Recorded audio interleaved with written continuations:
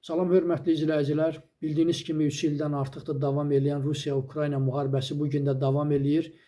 Amma deyəsən belə bir proqnoz var ki, bu ilin sonuna qədər bu müharibə də yekunlaşmalıdır. Allah eləsin, yekunlaşsın, insanlar qırılmasın.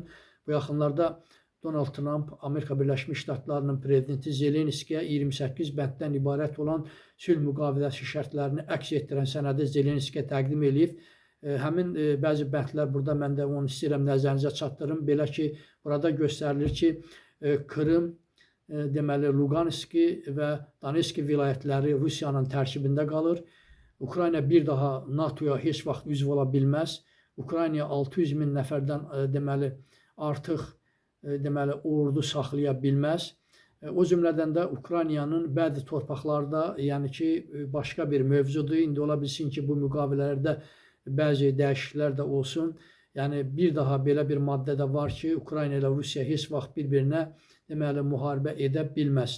Bildiyiniz kimi bu müharibədə Amerika Birləşmiş Ştatları Rusiyanın 100 milyarddan çox vəsaitini dondurmuşdu. Həmin 100 milyard dollar vəsait Ukraynanın inkişafına sərf olunacaq və əlavə olaraq da Avropa dövlətləri, Avropa Birliyi də yenə 100 milyard dollar Ukraynanın inkişafına deməli sərmayə qoyacağı proqnozlaşdırılır.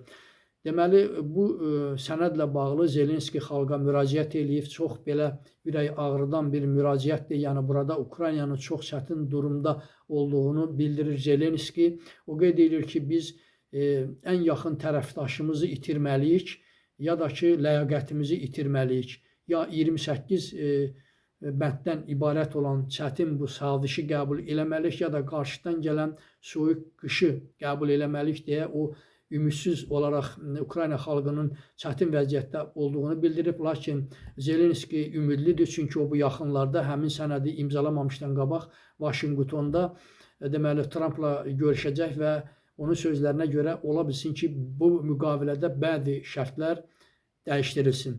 Çox sağ olun, kanalıma abunə olmağı unutmayın.